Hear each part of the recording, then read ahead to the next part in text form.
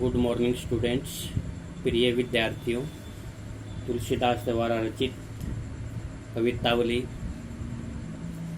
का जो उत्तरकांड है उसमें से जो ये लिया गया है उसमें आपने किस प्रकार से पढ़ा। ये एक और जहाँ राम भक्ति का उन्होंने प्रतिपादन किया है, वहीं दूसरी ओर तत्कालीन समाज की राजनीतिक, सामाजिक तथा आर्थिक स्थिति पर भी प्रकाश डाला है गोस्वामी तुलसीदास जी ने। पहला जो इनका कवित छंद है बेटा, कवित छंद में जो लिखा गया है ये उत्तरकांड का, इसमें बताया गया है कि उस समय पर मजदूर, किसान, व्यापारी, भिखारी, भाट, नौकर, चंचल, चोर, सेवक, सेविका आदि सभी को जो घने जंगलों में अपने अपने पेट भरने के लिए काम करना पड़ता था और घने जंगलों में भटकते हुए दिन भर शिकार करना पड़ता था। इस प्रकार वे ऊंचे नीचे और धर्माधर्म का काम करके पेट की आग को शांत करते हैं। पेट भरने के लिए वे बेटे बेटियों तक को भी बेच देते थे। कहने का जो अभिप्राय था उनका कि उस समय पर जो अशांति फैली हुई थी समाज में, उस पर प्रकाश डालना है और उसके लिए कहा है कि एक ही राम रूपी घनश्याम हैं जो इस अग्नि को बुझा सकते हैं। राम की भक्ति से ही इन दुखों से छुटकारा पाया जा सकता है, सुख का जीवन व्यतीत किया जा सकता है। तो इस प्रकार से इसमें ये दर्शाया है बेटा। उनके दूसरे जो भाग में आपने पहले पार्ट में तो पढ़ा था कि उस समय पर किसी को भी कार्य नहीं मिल पाता था, और इस दूसरे पार्ट में भी ये दिखाया है कि किस प्रकार से किसान जो था वो खेती के लिए तरसता था, क्योंकि प्रत्येक वर्ग में गरीबी और बेरोजगारी का बोलबाला था और सभी वर्गों के लोग दुखी थे। आर्थिक दशा बड़ी दयनीय हो चुकी थी। तो गरीब किसान के लिए खेती नहीं थी, मेहनत करके भी वह अपना पेट भर नहीं सकता था। भिखारी को भीख नहीं मिलती थी और व्यापारियों को व्यापार नहीं करने दिया जाता था। नौकर को उसकी उचित मजदूरी नहीं मिलती थी। इस प्रकार सभी लोग आजीविका से हीन होकर बड़े ही दुखी और चिंतित थे। वे सभी एक दूसरे से कहते कि वे कहाँ जाएं और क्या करें, और इस शोषण और अत्याचार से बचने का कोई उपाय नहीं है। तो उन्होंने ये भी कहा कि आपस में एक दूसरे से बात करते थे कि अब हम कहाँ जाएं और क्या करें। राम की भक्ति पर उन्होंने बल जो देते हुए तुलसीदास जी ने कहा है कि समाज के दुखी लोगों की मुसीबतों को दूर करने का एक ही तरीका है और वह है राम भक्ति। इस संदर्भ में कवि कहता है कि वेदों और पुराणों में भी कहा गया है कि संसार में जब जब भी मुसीबत का समय आया है उस समय केवल राम ने ही सब पर कृपा बरसाई है। कवि राम से कहता है कि हे दीन, हे गरीबों के साथी, आज समाज का प्रत्येक व्यक्ति दुखी है। इस समय गरीबी रूपी रावण ने संपूर्ण समाज को दबा रखा है। इसलिए सभी लोग जो हैं गरीब से त्रस्त हैं और गरीबी फैली हुई है। प्रार्थना करते हैं वे कि आप कष्टों का नाश करने वाले हैं, आप सबकी गरीबी को बचाइए, हम सबको गरीबी से बचाइए। अर्थात वे तुलसीदास जी जो हैं हाहाकार करके पुकारते हैं और कहते हैं कि हे प्रभु राम ही आप इस समय हमारी सहायता कर सकते हैं। आगे तुलसीदास जी ने कहा है कि किस प्रकार से जो मैं फक्कड़ बन करके साधु संतों वाला जो आचरण होता है उसको मैं निभा रहा हूँ, क्योंकि मैं जातिवाद में विश्वास नहीं रखता। जाति पाति मेरे लिए कोई मायने नहीं रखती। तो उन्होंने अपनी परीक्षा, अपने आत्म परख पद्य जो ये लिखा है बेटा, इसके अंदर ये दर्शाया है कि मैं किस प्रकार से अपना जो है स्वतंत्रता से जीवन व्यापन कर रहा हूँ, जीवन यापन। तो तुलसीदास कहते हैं, खुद का परिचय उन्होंने दिया है, चाहे मुझे लोग दगाबाज, धूत माने दगाबाज या धोखेबाज या चालाक कहें या साधु संत कहें, अवधूत होता है साधु संत कहें, चाहे मुझे राजपूत के समान वीर साहसी कहें या मुझे जुलाहा माने, लोग जैसा चाहे मेरे बारे में सोच सकते हैं। मुझे न तो किसी के बेटी की शादी करनी है, बेटे और बेटी की शादी नहीं करनी है मुझे, ठीक है, क्योंकि न मेरे पास बेटा है न बेटी है। मैंने किसी के बेटे बेटी की शादी नहीं करनी है जिससे मेरी जाति बिगड़ जाएगी। अर्थात मैं अपनी जाति के बारे में नहीं सोचता, क्योंकि मेरी कोई जाति नहीं है। अर्थात मैं जाति पाति को मानता ही नहीं हूँ। उन्होंने जातिवाद का खंडन करते हुए दोबारा कहा है कि मैं तो केवल श्री राम का दास हूँ। जिसको जैसा लगे हुए मेरे बारे में वैसा कह सकता है, ठीक है, जिसको जो रुचि माने अच्छा लगे। मैं तो तुलसीदास कहते हैं कि मैं तो राम का ही गुलाम हूँ, राम का ही दास हूँ। अर्थात जिसको जो भी अच्छा लगे मेरे बारे में कह सकता है, इसकी मुझे कोई परवाह नहीं है। क्योंकि उसने लास्ट में ये कह दिया कि मैं बेटा भीख मांग कर पेट भरता हूँ। अर्थात मेरा तो कोई धर्म नहीं है, कोई जाति नहीं है, कोई किसी भी प्रकार से, मैं तो फक्कड़ की भांति अपना जीवन जीता हूँ। तो मैं भीख मांग कर पेट भरता हूँ, मस्जिद में सोता हूँ और फिर बुराम की भक्ति करता हूँ। इसलिए मुझे किसी से कोई लेना देना नहीं है। अर्थात न मुझे किसी का लेना है और न किसी को कुछ देना है। जो लास्ट में उसने कहा ना कि लेबो एक उन्हें देव को दो का मतलब है कि ये लोकोक्ति है, मुझे न तो एक किसी का लेना है और न किसी दूसरे को देना है। तो ये दर्शाया है बेटा। प्रिय विद्यार्थियों, आप जानते हैं बेटा कि जो 2 पार्ट हमने किए हैं उसमें पहले 2 भागों में जो पहले 2 पद्यांश आए थे उनमें कवित छंद था। दूसरे में जो लास्ट में धूत का हो अवधूत का हो, इसमें हमने पढ़ा था बेटा वो सवैया दोहा था, ठीक है।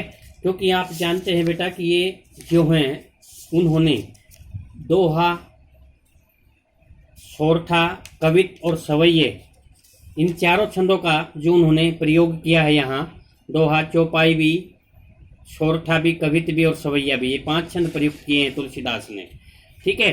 तो इस प्रकार से इसमें हमें 5 रूप दिखाई देंगे इसके। तो पहले में देखना कि अभी तक 2 पार्टों में आपके पास आया। पहले में जिस प्रकार कवित छंद था, दूसरे में कवित छंद और लास्ट में जो धूत का हुआ धूत का हो, इसमें हमारे पास सवैया छंद आया है। तो अब हम कर रहे हैं बेटा लक्ष्मण मूर्छा और राम का विलाप जो है। इसमें शुरुआत में ही दोहा रूप में जो उन्होंने अपनी प्रस्तुति दी है, शुरुआत में ही दोहा, और फिर बाद में चौपाई से शुरू करेंगे वो। इसके अंदर आप देखेंगे बेटा लक्ष्मण मूर्छा, लक्ष्मण तो मूर्छित होते हैं और उस समय राम जो है विलाप कर रहे हैं बेटा।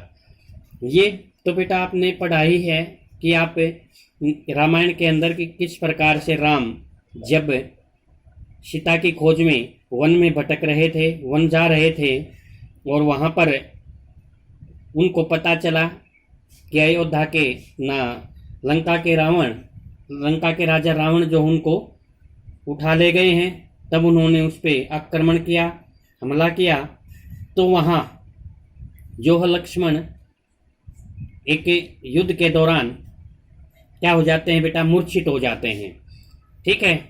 और लक्ष्मण मूर्छित हो जाते हैं तो उस समय पर करुण चित्र प्रस्तुत किया है, करुणा से भरा हुआ, कि किस प्रकार से राम एक साधारण मानव की भांति विलाप करते हैं, रोते हैं। और उस यहाँ पर लक्ष्मण जो है, लक्ष्मण के लिए जो संजीवनी बूटी लाने के लिए हनुमान जाते हैं, वो राम से प्रार्थना कर रहे हैं, ठीक है। तो ये दिखाया है यहाँ पर कि किस प्रकार से भी वहाँ पर राम का विलाप करते हुए, राम जो है राम को विलाप करते हुए दर्शाते हैं और उनके करुण रस का वर्णन करते हैं बेटा। लक्ष्मण के लिए संजीवनी बूटी लाने के लिए राम से प्रार्थना करते हैं।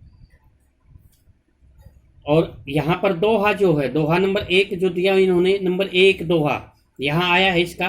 तो 1 में इस दोहे में दर्शाया है बेटा ये, ठीक है। तो किस प्रकार से देखना कि हर शब्द का आप अर्थ देखेंगे बेटा। तब प्रताप, ताकत, शौर्य, वीरता, उर माने हृदय में, राखी माने रख करके, प्रभु के प्रताप की, यश की, शौर्य की, को अपने हृदय में रख करके प्रभु जहु नाथ तुरंत ही। हे प्रभु राम, मैं आपकी शूरवीरता और बल को अपने हृदय में रख करके, ठीक है, तप प्रताप, शूरवीरता कहें, शौर्यता कहें, ताकत कहें, आपके शूरवीरता को अपने हृदय में रख करके मैं शीघ्र ही, क्या कहता है, जय ही नाथ तुरंत ही। जय ही माने जाना चाहता हूँ, नाथ, हे नाथ। नाथ किसको कहा गया है? श्री राम को। हे नाथ, मैं तुरंत ही जाना चाहता हूँ। अर्थात वो राम की आज्ञा पा करके, क्योंकि लक्ष्मण मूर्छित हो गए हैं, तो जो सुषुम्नु वैद्य था बेटा, उसने बताया था कि अगर संजीवनी बूटी आ जाए, सूर्य उदय होने से पहले यदि संजीवनी बूटी आ गई तो लक्ष्मण मूर्छित से छुटकारा पा सकते हैं, अन्यथा वे प्राण गवा देंगे। तब वो हनुमान जो है बेटा, संजीवनी बूटी लाने के लिए जो पर्वत पे जाते हैं, तो वहाँ जाने से पहले वे प्रभु राम के भगत तो थे ही, तो वो कहते हैं कि मैं तुम्हारा आपकी शूरवीरता का, आपके शौर्य को मैं अपने हृदय में रख करके शीघ्र ही संजीवनी बूटी लेने जाऊंगा। ऐसे कही आयुष पाई, अब मुझे आज्ञा दीजिए। ऐसी कह करके, ऐसे कही माने ऐसे कह करके, आयुष पाई, आज्ञा पाई। आयुष माने आज्ञा होता है, पाई माने पाया, पाया, पाई, आज्ञा पाई। उन्होंने ऐसा कह करके आज्ञा प्राप्त की, आज्ञा ली उन्होंने कि मैं तुम्हारी शूरवीरता या बल जो है अपने हृदय में रख करके शीघ्र ही संजीवनी बूटी लेने जाऊंगा, आप मुझे आज्ञा दीजिए। पद पैरों में बंधी चले हनुमंता, इस प्रकार वे पैरों में गिर करके हनुमान जी श्री राम से आज्ञा पाते हैं और उनके चरणों की वंदना करते हैं बेटा, ठीक है। ऐसा कह करके आयुषु पाई माने आज्ञा पाई उन्होंने। पद बंधी चले हनुमंता, उनके पैरों की वंदना करते हुए, पद बंधी चलऊ, पदों के वंदना करते हुए चले हनुमंता, हनुमंत चल पड़ते हैं, ठीक है। तो इस प्रकार से उन्होंने उनके पैरों की वंदना की और वहां से चल पड़ते हैं। भरत बाहु बलशील गुण तु प्रभु, पद प्रीति अपार, ठीक है। जो दूसरा दोहा है बेटा, कहते हैं कि किस प्रकार से भरत बाहु बलशील गुण प्रभु, पद प्रति अपार, मन महु जात महु पुनि पुनि पवन कुमार। भरत के समान अपने बाहुबल को, शील गुण के समान, प्रभु पद प्रीति अपार, प्रभु के पैरों में जो उनका अपार स्नेह था बेटा, वो रखते हुए आपके प्रभाव को वे जो क्या करते हैं बेटा, कि जैसे ही अब वहां से वो संजीवनी बूटी लेकर के जैसे ही वापिस आते हैं, तो रास्ते में बेटा जो भरत अयोध्या में बाहर कुटिया बना करके शासन कर रहे थे, राजकाज को चला रहे थे, तो जैसे ही वे आकाश मार्ग से जब वे पहाड़ लेकर उड़ रहे थे, आ रहे थे, तब उन्होंने देखा तो वहाँ पर उन्होंने जो एक तीर चलाया और वो तीर जब उसको लगा तो वह नीचे आया, और राम नाम करते हुए जब वह नीचे आया तो तब भरत को चिंता हुई और उसने जब पूछा तो उसने सारी कथा कह सुनाई। तो फिर उसने कहा कि मैं शीघ्र ही अब जाने वाला हूँ। भरत से आज्ञा ली और उनके चरणों में शीश नवा करके क्या कहता है कि वो तुरंत ही वहां से चल पड़ते हैं बेटा। तो भरत बाहुबल शील गुण प्रभु पद प्रीति अपार, क्या कहा है कि हनुमान जी जो हैं क्या कहते हैं कि तुरंत वेग से ही हनुमान ने भरत से आज्ञा ली और उनके चरणों में शीश नवाकर तुरंत चल पड़े और उनके शील गुण के बारे में बताया। भरत बाहुबल शील गुण प्रभु पद प्रीति अपार, अर्थात भरत के बाहुबल की शील गुण की और प्रभु के पदों के प्रति अपार श्रद्धा दर्शाते हुए क्या करते हैं, मनमहु जात सराहत पुनि पुनि पवन कुमार। पवन कुमार जो है, पवन कुमार है हनुमान के लिए यहाँ नाम बेटा, कि वे बार बार जो हैं उनके शील गुण की प्रशंसा कर रहे हैं, शील गुणों को, और श्री राम के चरणों में उनके अटल प्रेम भाव को मन ही मन सराहना करते हुए चले आ रहे हैं, चल पड़े हैं वहाँ से। तो इसी प्रकार से बेटा आप देखेंगे कि पहले जो पदों में पहला जो 2 लाइनें दी गई हैं बेटा, उसके अंदर ये दर्शाया है कि वे राम की आज्ञा लेकर के संजीवनी बूटी लेने चले जाते हैं। लेकिन जब वापस आते हैं तो जब वो भरत के उस कुटिया पे के सामने से निकलते हैं तो भरत ने जैसे ही धनुष बाण चलाया तो राम ने सारी बातें उसको बताई कि मैं तुरंत जाना चाहता हूँ इस कारण से। तो उसने जो फिर बताया तो किसी प्रकार से भरत ने उसकी मदद की, सहायता की, और फिर वे उसके भरत के बाहुबल की, शील गुणों की और प्रभु के चरणों के प्रति अपार जो स्नेह है बेटा, अपार जो प्रेम है, उसकी सराहना करते हुए मन मन में जो है उनके शील गुणों की और उनके पराक्रम की, भुजाओं के पराक्रम की चरणों में वंदना करते हुए मन ही मन सराहना करते हुए चले आ रहे हैं। कौन? पवन कुमार। पवन कुमार का मतलब हनुमान बेटा। तो ये बेटा पहला ही दोहा आपने पढ़ा किस प्रकार से उन्होंने जो वर्णन किया है तुलसीदास जी ने, ठीक है। हनुमान और भरत दोनों का श्री राम जी के प्रति प्रेम भाव प्रकट जो किया है। पहले लाइनों में जो है श्री राम से अपनी आज्ञा लेते हैं, दूसरे में वे भरत की पद के जो गुणों की और उनके बाहुबल की सराहना करते हैं।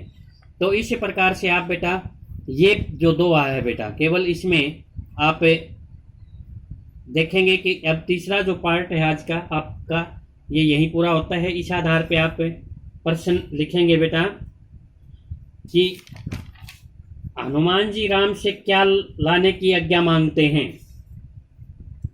ठीक है, हनुमान जी राम से क्या लाने की आज्ञा मांगते हैं।